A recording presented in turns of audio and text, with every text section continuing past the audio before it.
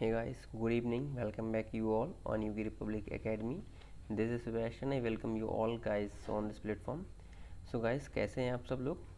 Hope आप सभी लोग अच्छे होंगे और अच्छे से इस समय पढ़ाई कर रहे होंगे घर पर। लॉकडाउन में घर पर रहते हुए आराम से आप लोग पढ़ाई कर रहे होंगे। आपकी क्लासेस भी अच्छे से चल रही होंगी। ऑनलाइन क्लासेस आई थिंक लगभग सभी स्कूलों की स्टार्ट हो चुकी हैं। तो आप भी अपने स्कूल्स की क्लासेस वगैरह ज्वाइन कर रहे होंगे और अच्छे से घर पर पढ़ रहे होंगे आई थिंक मे बी। चलिए, तो जैसा कि आप सब जानते हैं, आज हम लोग अपने फंडामेंटल ऑफ पार्टनरशिप की जो हमारी जो सीरीज चल रही है उसके लेक्चर 7 को हम लोग स्टार्ट करने जा रहे हैं। लास्ट क्लास में हम लोगों ने डिस्कस किया था एडजस्टमेंट इन क्लोज्ड अकाउंट, ठीक है, यानी कि क्लोज्ड अकाउंट में किस तरह से एडजस्टमेंट करते हैं और स्पेशली इस कंडीशन में वो क्या करता है कि हमारे अकाउंट में जो भी मिस्टेक्स हो गई होती हैं, जब उन मिस्टेक्स का बाद में पता चलता है अकाउंटेंट को, तो वो जो है उन मिस्टेक की एक रेक्टिफाइंग एंट्री करता है, एक ऐसी रेक्टिफाइंग एंट्री करता है जिससे वो मिस्टेक जो है ओवरऑल सब क्लियर हो जाती है। तो हम कह सकते हैं कि सबसे पहले इस कंडीशन में हमें एक टेबल बनानी पड़ती है। तो लास्ट क्लास में हम लोगों ने एक इस टाइप के इस कंडीशन के एक बेसिक क्वेश्चन को सॉल्व किया था। आज हम लोग उसी कंडीशन के एक अच्छे क्वेश्चन को थोड़े से एडवांस लेवल के क्वेश्चन को सॉल्व करेंगे। तो आज की क्लास काफ़ी ज़्यादा इंपॉर्टेंट आपके लिए हो सकती है और आज की क्लास में आप काफ़ी अच्छा कॉन्सेप्ट सीख सकते हैं। अगर आपने लास्ट क्लास मिस भी की थी तो भी अगर आप इस क्लास को अच्छे से सुनेंगे, शुरू से आखिर तक ज्वाइन करेंगे, तो डेफिनेटली आई गारंटेड गाइस कि ये क्लास आपके लिए बहुत ज़्यादा हेल्पफुल होने वाली है और आप इस क्लास में बहुत कुछ सीखेंगे। So please stay till the end of the session so that you can get most out of this session. चलिए शुरू करते हैं आज की क्लास को। तो ये हमारा टाइटल है एडजस्टमेंट इन क्लोज अकाउंट। चलिए, तो क्वेश्चन आपके सामने गाइस आ चुका है। अब आप लोगों को क्या करना है, आई थिंक आप लोग अच्छे से जानते हो, इतने दिनों से क्लासेस मेरी ज्वाइन कर रहे हो।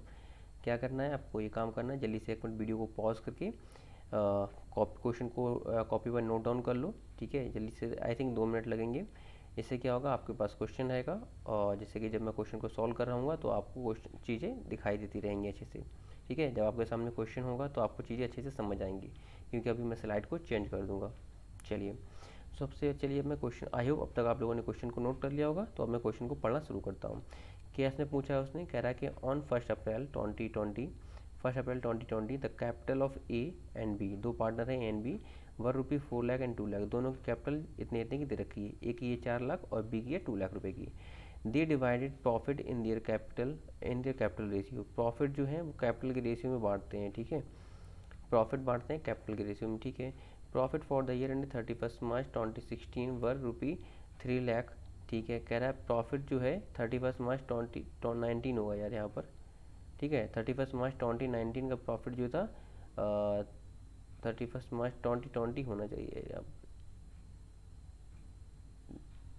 2021, ठीक है। Profit for the year and 31 मार्च 2021 वर ₹3 लाख, यानी कि आप इस साल का जो प्रॉफिट था 3 लाख रुपए का था, ठीक है। Which have been duly distributed among the partners but the following transaction were not pass through the books. क्या कह रहा है कि करंट ईयर में फर्म को 3 लाख रुपए का प्रॉफिट हुआ और फर्म पार्टनर्स ने क्या किया, ये प्रॉफिट जो है डिस्ट्रीब्यूटेड कर लिया गया है अमंग द पार्टनर्स, ठीक है।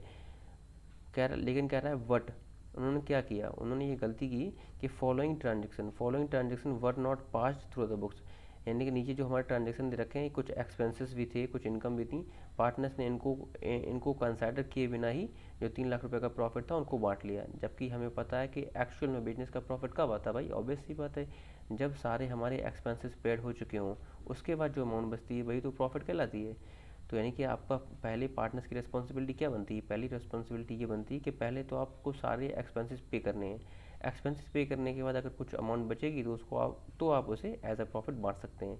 लेकिन उन्होंने क्या किया, उन्होंने पार्टनर्स ने ये सारे एक्सपेंसेस आपको जो क्वेश्चन में दे रखे हैं ये पे किए बिना ही प्रॉफिट को बांट लिया है। तो अब क्या करेगी कंपनी अगर फर्म क्या करती है, इस एंट्री को इसी को रेक्टिफाई करने के लिए पहले तो एक टेबल बनाती है और फिर जो है उसकी एनालिटिक करती है। देखो उसने पूछा क्या है, उसने इसने पूछा है, देखिए यहाँ से क्वेश्चन स्टार्ट हो रहा है, 1 मिनट रुको। ये 4 पॉइंट है, ये तो पढ़ ही लोगे आप लोग कि इंटरेस्ट ऑन कैपिटल नहीं दिया उन्होंने 12% का, इंटरेस्ट ऑन ड्राइंग नहीं दिया है, ए से जो है 12,000 रुपये का लगना था और बी से 10,000 रुपये का लगना था। कमीशन ड्यू टू बी को 20,000 रुपये का कमीशन दिया जाना था, जो इन्होंने नहीं किया है।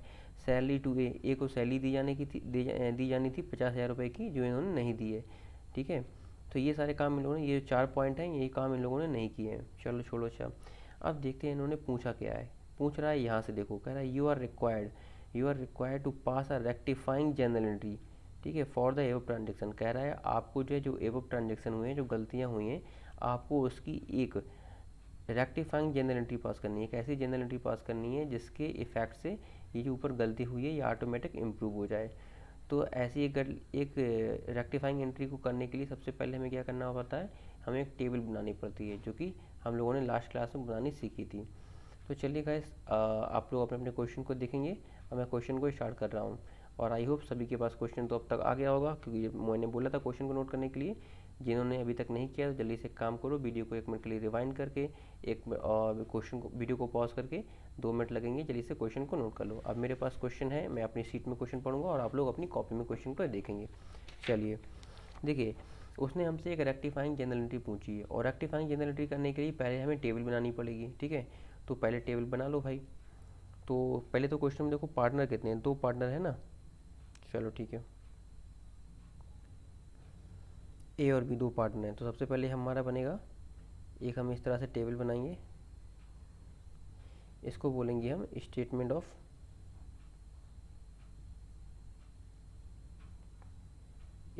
ऑफ एडजस्टमेंट,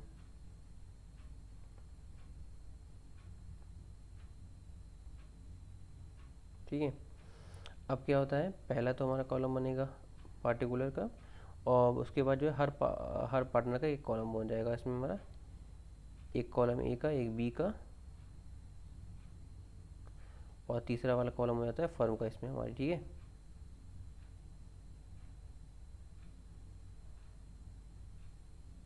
चलो, आई थिंक सबको दिख रहा होगा।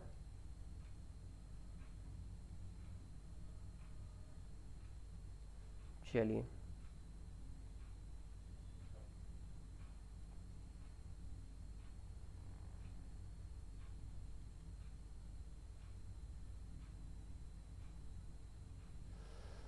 तो ये पहला हमारा कॉलम बन जाएगा पार्टिकुलर का,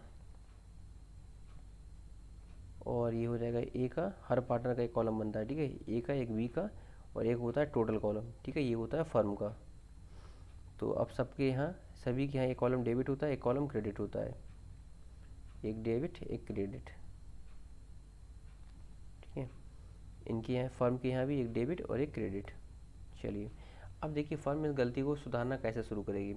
सब लोग अपना अपना क्वेश्चन देखेंगे, और मैं क्वेश्चन को पढ़ रहा हूँ। जल्दी से मैं इसका कलर चेंज कर लूँ जरा, एक मिनट को। अच्छा, इसका मैं कलर चेंज कर दूँ। चलिए, आप क्वेश्चन को पढ़िए अपने। कह रहा है कि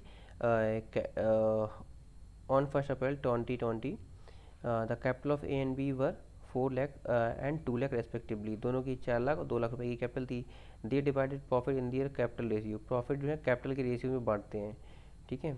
चलो ठीक है, कह रहा है profit for the year and 31 मार्च 2016, ठीक है। उन्होंने प्रॉफिट बांट लिया है, ठीक है, और एक्सपेंसेस पे नहीं किए हैं। तो ऐसी कंडीशन में अगर पार्टनर्स प्रॉफिट बांट चुके हैं, ठीक है, और उन्होंने एक्सपेंसेस पे नहीं किए, तो सबसे पहले एक फर्म क्या करती है। अब फर्म देखो इस गलती को कैसे सुधारेगी। फर्म के पास कुछ एक्सपेंसेस पड़े हुए हैं जिनका पार्टनर्स ने पेमेंट नहीं किया था। ऑब्वियस ही बात है, फर्म को उन एक्सपेंसेस को पैड करना पड़ेगा, और पैड करने के लिए उसे चाहिए होगी अमाउंट। अब फर्म के पास अमाउंट तो है नहीं भाई, तो फर्म पैसा कहाँ से लाएगी। फर्म पैसा लेगी पार्टनर से, कहेगी भाई आपने जो पैसा एज अ प्रॉफिट बांट लिया है वो आप ऐसा नहीं कर सकते, क्योंकि अभी मेरे पास एक्सपेंस पैड करने के लिए पड़े हुए हैं। पहले आप मुझे वो पैसा वापस करो, मैं सारे एक्सपेंसेस पे करूँगी। उन एक्सपेंसेस को पे करने के बाद अगर मेरे पास जो भी प्रॉफिट बचेगा, उस प्रॉफिट को आप लोग बाद में बांट सकते हैं। तो यानी कि ऐसी कंडीशन में फर्म क्या करती है, सबसे पहले प्रॉफिट डेबिट करती है। सबसे पहले फर्म करती है प्रॉफिट डेबिटेड।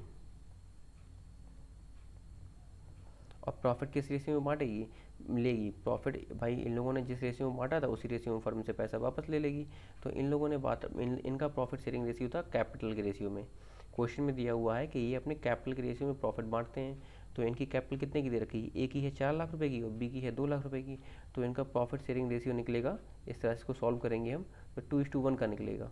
आई होप ये काम सब बच्चों को करना आता होगा, रेशियो निकालना, ठीक है। तो हम कह सकते हैं कि इन दोनों ने प्रॉफिट, ए और बी ने इस रेशियो में बांटा था, तो फर्म क्या करेगी, इसी रेशियो में इनसे प्रॉफिट वापस ले लेगी। अब क्वेश्चन में देखो प्रॉफिट था कितने का, प्रॉफिट था हमारा 3 लाख रुपए का। 3 लाख रुपए का था, तो 2 लाख रुपए किससे मिले होंगे? 2 लाख रुपए फर्म वापस लेगी ए से, क्योंकि 2 लाख रुपए का प्रॉफिट इसमें ए से मिला होगा, और 1 लाख रुपए का प्रॉफिट वापस लेगी बी से। इस तरह से फर्म के यहाँ 3 लाख रुपए क्रेडिट हो जाएंगे। पार्टनर के अकाउंट से पैसा कट रहा है ना, फर्म क्या कर रही है? फर्म प्रॉफिट का पैसा जो इन्होंने बांट लिया था उसे अब वापस ले रही है पार्टनर से वापस ले रही है, तो इसीलिए पार्टनर्स के यहाँ पैसा डेबिट हो जाएगा, पार्टनर्स के अकाउंट में पैसा डेबिट किया जाएगा, क्योंकि इनके अकाउंट से पैसा कटेगा। अब फर्म पार्टनर से पैसा वापस ले रही है, तो फर्म के यहाँ तो पैसा आ रहा है ना, तो फर्म के यहाँ इसीलिए पैसा क्रेडिट हो जाएगा। यानी कह सकते हैं अगर पार्टनर डेबिट हो रहे हैं तो फर्म क्रेडिट होगी। अब हम कह सकते हैं फर्म के पास पैसा आ गया है, अब उसे जो भी सारे एक्सपेंसेस पे करने हैं वो सारे एक्सपेंसेस पे कर देगी। चलो अब एक तरफ से क्वेश्चन को देखो क्या क्या छूट गया था। तो सबसे पहला नंबर दे रखा है interest on capital at the rate 12% per annum. Interest on capital देना थी जो कि छूट गई थी, तो हम यहाँ पे लिखेंगे interest on capital credited. Interest on capital firm जो है क्रेडिट कर देगी इनको, क्रेडिटेड, ठीक है, एट द रेट 12%। 12% से देना था, 12% से दे देगी। अब भाई देखो कितना कितना दिया जाएगा। ए ने कैपिटल लगाई है 4 लाख रुपए की, 4 लाख का 12% निकालो कितना आ जाएगा? 4 लाख का 12% निकालो 48,000। तो हम कह सकते हैं 48,000 रुपये जो है ए के यहाँ क्रेडिट हो जाएंगे। और बी की कैपिटल कितनी लगी है? बी की कैपिटल लगी 2 लाख रुपए की, और 2 लाख रुपए का 2 लाख रुपए का अगर आप 12% निकालोगे तो आपका आ जाएगा कितना? 24,000।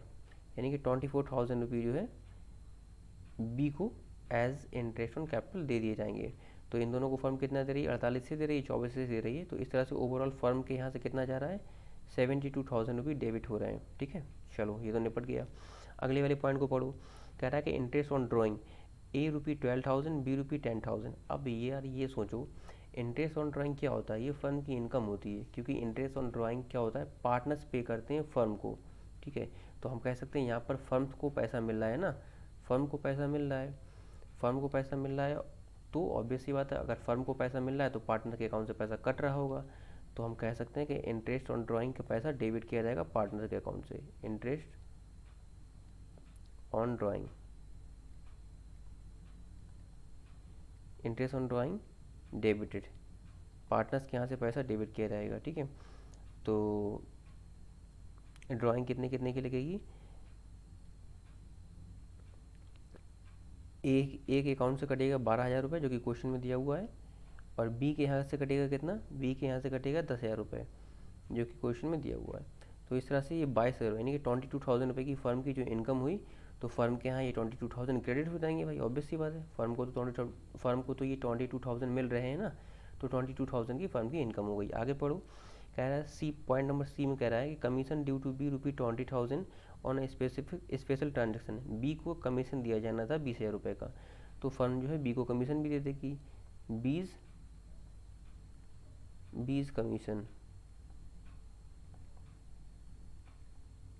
20 कमीशन, बी को कमीशन दे देगी कितने का? 20,000 रुपये का। तो ए को तो कुछ मिलना नहीं, तो ए के यहाँ डैश मार दो। बी को कमीशन देना है ना, तो बी के यहाँ कमीशन ये क्रेडिट होगा। अगर बी के यहाँ क्रेडिट हो रहा है तो फर्म के यहाँ डेबिट हो जाएगा, ऑब्वियस सी बात है, क्योंकि फर्म के अकाउंट से फिर कटेगा पैसा, ठीक है। तो 20,000 रुपये इस तरह से हो गए। आगे पढ़ो। पॉइंट नंबर डी में क्या बोल रहा है? A is to be paid a salary of rupee 50,000। A को जो है 50,000 रुपये की सैलरी देनी है, ए को 50,000 रुपये की सैलरी देनी है तो दे दो। तो ए के यहाँ पैसा क्रेडिट हो जाएगा भाई, ऑब्वियस सी बात है। ए सैलरी कितने की देनी है? 50,000 रुपये की, तो ए के यहाँ 50,000 रुपये क्रेडिट हो जाएंगे। बी को तो कुछ मिलेगा नहीं, क्योंकि सैलरी केवल ए को दी जानी थी। अगर ए को सैलरी क्रेडिट हुई है तो फर्म डेबिट हुई होगी 50,000 रुपये से, तो फर्म के यहाँ 50,000 रुपये डेबिट कर दिए जाएंगे, ठीक है। चलो इस तरह से हमारे चारों पॉइंट क्लियर हो गए। अब हम क्या करते हैं? अब हम जल्दी से बैलेंस फर्म का अकाउंट इक्वल करते हैं। अब हमें क्या करना होता है, यानी कि सारी पोस्टिंग करने के बाद हमें फर्म का अकाउंट इक्वल करना होता है। तो देखो ज़रा क्या हो रहा है फर्म के यहाँ। फर्म के यहाँ इनकम रफ में करेंगे इनको रफ में करके देखो, तो फर्म के यहाँ हम कहेंगे इनकम हुई है 3,22,000 रुपये की। फर्म के यहाँ इनकम हुई है 3,22,000 रुपये की, इसको नीचे लिख लो। और फर्म ने एक्सपेंसेस कितने के किए हैं? फर्म ने एक्सपेंसेस कर दिए 72 और 20, 92 और 92 और 50, 92 और 50 कितना हो जाएगा 142। हम कह सकते हैं फर्म ने 1,42,000 पैड भी कर दिया है, 1,42,000 फर्म ने पैड भी कर दिया है। तो उसको जरा माइनस करो, कितना आ जाएगा यार, 0 0 एंड 0 0 8 एंड कितना आ जाएगा 1। तो यानी कि हम कह सकते हैं 1,80,000 फर्म के पास अभी इतना पैसा बच भी रहा है। तो अब जो पैसा बचा है, यानी कि सारे एक्सपेंसेस पैड करने के बाद जो पैसा बचा है वो कहलाएगा हमारा प्रॉफिट। ठीक है, तो इसको हम किस नाम से दिखाएंगे, इसको हम दिखाएंगे बैलेंस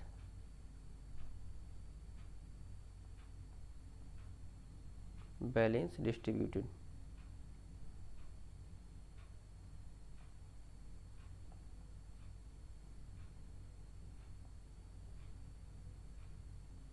तो देखिए इस तरह से जो 1,00,000 रुपये 1,80,000 का प्रॉफिट हुआ था वो हमने इन दोनों में पार्टनर्स में बांट दिया, किस नाम से, बैलेंस डिस्ट्रीब्यूटेड के नाम से दिखा दिया।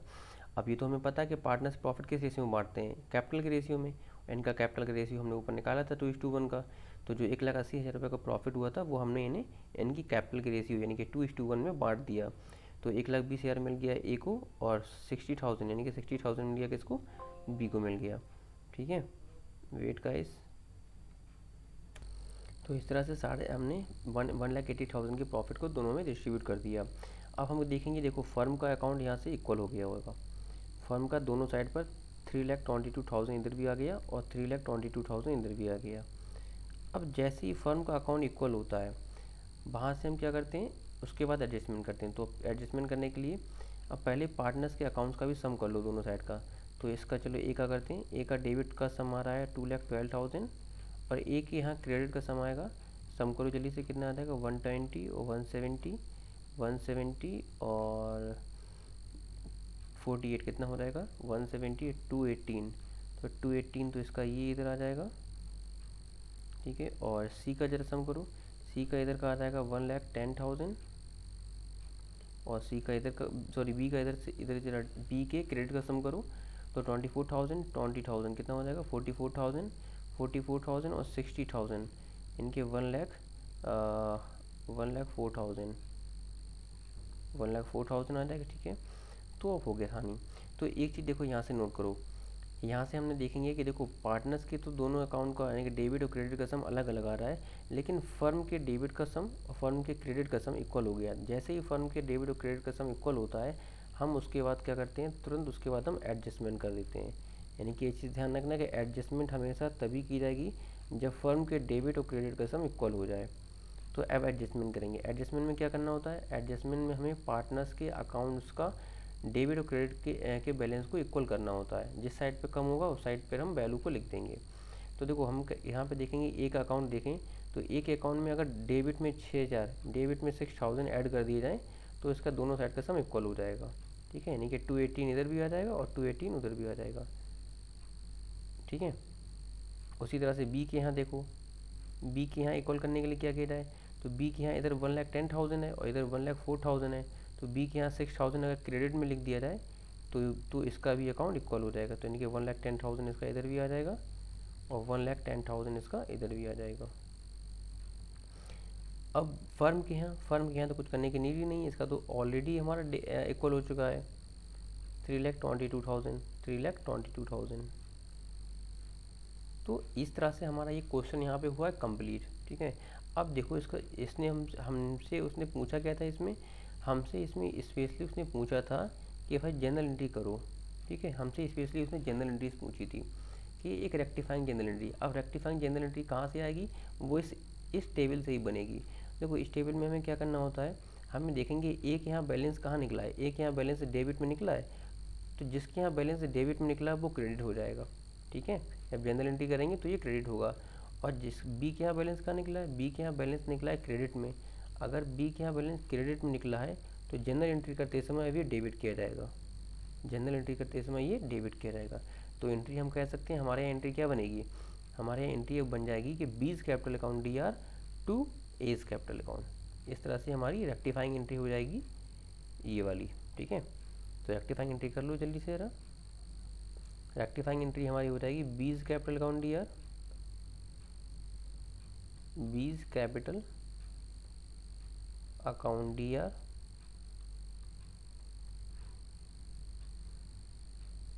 To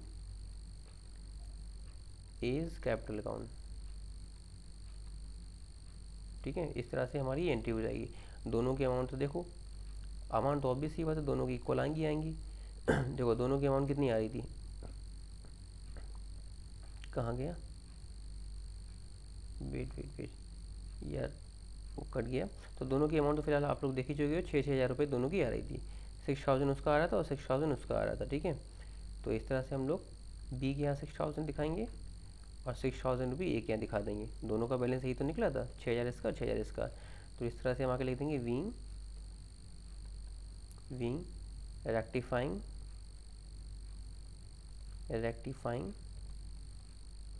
entry, wing rectifying entry made, इस तरह से हम लिख देंगे। ठीक है, तो ये होता है रेक्टिफाइंग एंट्री को करने का तरीका। आई होप आप सभी लोगों को अच्छे से समझ आया होगा। एक बार फिर से मैं बता रहा हूँ हम लोगों ने एंट्री कैसे की। एंट्री हमें ये करना होता है कि जिस पार्टनर, अगर किसी पार्टनर का बैलेंस एडजस्टमेंट जब हम करते हैं वहाँ पर टेबल में, तो एडजस्टमेंट में अगर किसी पार्टनर का बैलेंस डेबिट साइड में निकला है, ठीक है, अगर किसी का डेबिट साइड का बैलेंस कम है, तो जनरल एंट्री करते समय उसका अकाउंट क्रेडिट किया जाएगा। ठीक है, यानी कि हम कह सकते हैं जो वहाँ पर डेबिट हुआ था वो इधर जनरल एंट्रीज में आकर क्रेडिट हो जाता है। तो बस इतना सा रूल है। अगर कोई प्रॉब्लम हो रही हो, चीज़ें क्लियर ना हो, तो एक बार मैं रिकमेंड करूँगा फिर से वीडियो को रिवाइंड करके ज़रूर देखिए। लास्ट के 2-5 मिनट वीडियो को रिवाइंड करके फिर से देख लो, तो आपको आई थिंक क्लियर हो जाएगा कि जनरल टेबल में जो डेबिट निकल होता है लास्ट में, जनरल एंट्री करते समय उसको क्रेडिट कर देते हैं और क्रेडिट वाले को डेबिट कर देते हैं, यानी कि जस्ट अपोजिट करते हैं, डेबिट को क्रेडिट, क्रेडिट को डेबिट। चलिए, so that's all for the day guys. I hope आप सभी लोगों को वीडियो अच्छे से समझ आई होगी और आपने इस टॉपिक को अच्छे से एंजॉय करते हुए सीखा होगा। और आई होप अब आप लोगों को ये टॉपिक अच्छे से क्लियर हो गया होगा और अब आप लोगों को इस टॉपिक का कोई भी क्वेश्चन आई थिंक मैं दे दूँ या मिल जाए तो आप लोग इजीली सॉल्व कर ले जाएंगे। अगर आप लोगों को इस टॉपिक के अच्छे अच्छे क्वेश्चन चाहिए तो आप मुझे व्हाट्सअप कर सकते हैं। ये मेरा व्हाट्सअप नंबर है 7390879380। ठीक है, इस नंबर पर आप मुझे व्हाट्सअप करके जिस टॉपिक के भी आपको क्वेश्चन चाहिए आप मुझे अपने टॉपिक का नेम लिखकर और क्वेश्चन को मुझसे मांग सकते हैं। ये मेरा व्हाट्सअप नंबर है, आप मुझे मैसेज कर सकते हैं। आपको जिस टॉपिक की क्वेश्चन चाहिए अपना टॉपिक लिखकर भेज दो और बोल दो कि सर मुझे क्वेश्चन चाहिए, मैं आपको विद इन सेकेंड आपको क्वेश्चन प्रोवाइड करवा दूंगा। So that's all for the guys, hope we'll see you again in the next session. So till then take care, bye bye। मिलते हैं अगले सेशन में, जब तक के लिए बाय बाय।